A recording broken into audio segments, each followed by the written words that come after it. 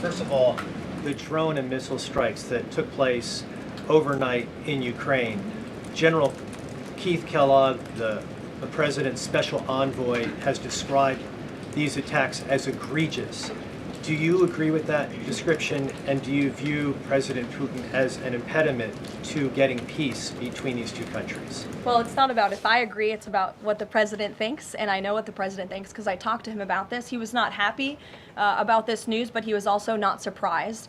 These are two countries that have been at war for a very long time. Russia launched this attack on Kyiv, and likewise, Ukraine recently dealt a blow to Russia's oil refineries. They have taken out, as a matter of fact, 20% of Russia's oil refinery capacity over the course of their attacks throughout the month of August. So the president is continuing to watch this intently, and this killing, unfortunately, will continue as long as the war continues, which is why the president wants it to end.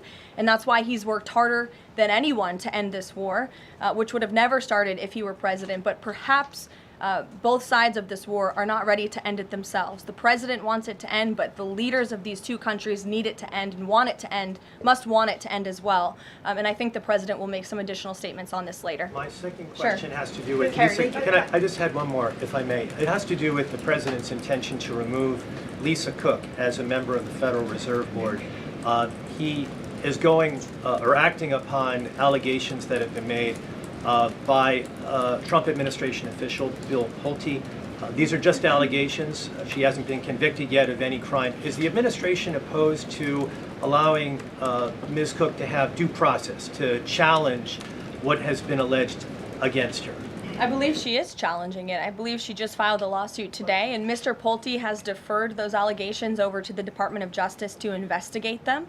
What I will say is that you had these mortgage receipts very clearly shown to the president, and he has the cause that he needs to fire this individual. He laid it out in the letter that he provided to her and to the public as well.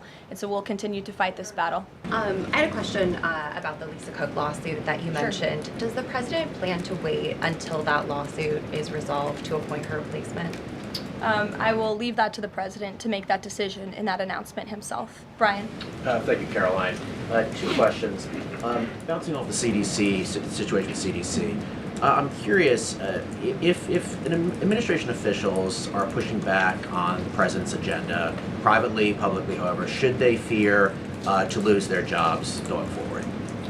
Look, I think if you're doing your job well, and if you are executing on the vision and the promises that the president made to the public who elected him back to this office, then you should have no fear about your job. Just do your job. That's what this president wants to see.